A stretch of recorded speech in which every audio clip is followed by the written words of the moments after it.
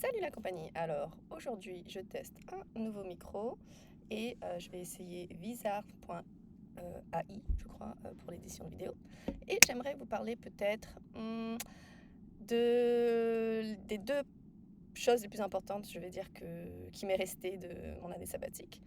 Donc ne pas travailler pendant un an, c'était vraiment chouette et je me suis mis à l'allemand. Enfin au début j'ai quand même pas mal paniqué parce que je me disais ah il faut absolument que ce soit une année productive, il faut pas que je le ressente comme une perte de temps ou je sais pas de quoi j'avais peur. Mais au tout début, j'avais vraiment l'envie, enfin j'étais poussée à essayer de m'enrôler dans plein de trucs, etc. Après, je me suis dit, bon, Carole, calme-toi.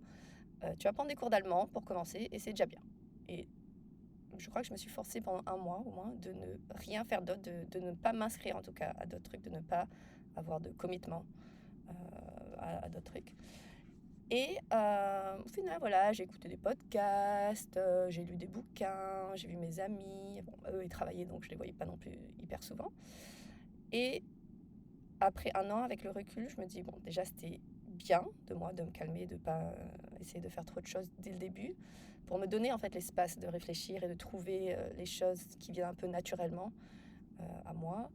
Et ce qui m'est resté, ce que j'essaye de continuer à pratiquer, c'est ça, de pas être tant dans la course tout le temps. Parce que quand je travaillais, et je me rappelle que c'était quelque chose qui m'embêtait déjà, c'est que tu travailles 40 heures à ton boulot est peut-être déjà prenant, et en fait, tu n'as même pas de temps pour ta propre admin. Donc, tu as des trucs dans ta vie personnelle qui coulent, que tu passes le délai, et après, ça te stresse parce que maintenant, tu as oublié de faire tes impôts, tu as oublié de rappeler quelqu'un, tu as oublié de faire ci, c'est ça.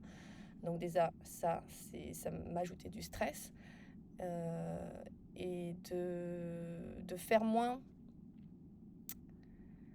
C'est un peu triste hein, de se dire ah je vais organiser moins de choses avec les gens, mais d'un côté je pense que il faut un peu le faire. Enfin, pour une personne comme moi il faut un peu le faire parce que des fois tu es un peu dans un engrenage où tu te dis ah mais oui il faut que je rappelle cette personne, il faut que j'organise ça, il faut que je fasse ci, il faut que je fasse ci, mais en fait non, je veux dire les gens ils vont te relancer s'ils ont vraiment envie de te voir, les activités qui te plaisent vraiment, tu vas te rappeler, tu vas faire en sorte que ça revienne dans ta vie. Tu peux tout arrêter pendant un certain temps.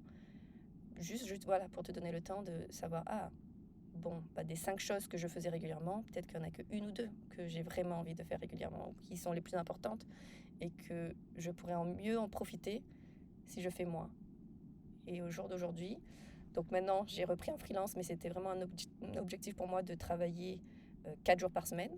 Après, je m'autorise sur certaines périodes, sur des périodes courtes, de travailler à temps plein, voire travailler un peu le week-end, comme c'est le cas ce week-end. Mais je sais que ma baseline, en moyenne, je veux ne travailler que 4 jours par semaine pour avoir un temps, un peu de réflexion. Voilà, c'est ça. En fait, mettre en place des temps de réflexion dans ton agenda régulier, je pense que c'est hyper important. Et les autres, enfin, je sais que j'avais parlé à une psy une fois de ça, et je disais, mais comment ils font les autres pour penser à leur vie, penser aux trucs importants dans leur vie. Moi, j'ai réfléchi à ça, mais juste parce que voilà, j'étais en train de courir sur le treadmill à la gym. Elle m'a dit, bah oui, c'est comme ça qu'ils font. Ils se donnent une activité, que ce soit la méditation, le yoga, un sport, juste cuisiner, un temps pour eux, prendre un bain, aller au sauna.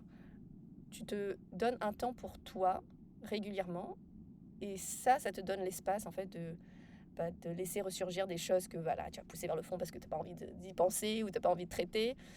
Et ça calme un peu tout le bruit autour des choses de tous les jours qui te dit il faut que tu fasses ça, il faut que tu fasses ça, il faut que tu fasses ça. Mais en fait, non, c'était ni urgent ni important et tu n'as pas besoin, tu peux laisser ça couler. Et les choses vraiment importantes vont ressurgir si tu leur laisses le temps. Donc, slow down, prends une bonne respiration et je veux dire, si tu n'as vraiment pas le temps de faire quoi que ce soit d'autre, médite 10 minutes par jour. C'est ce que moi j'essaye de faire quand j'ai plus le temps d'aller à la gym. Voilà, c'était ma petite vidéo d'aujourd'hui.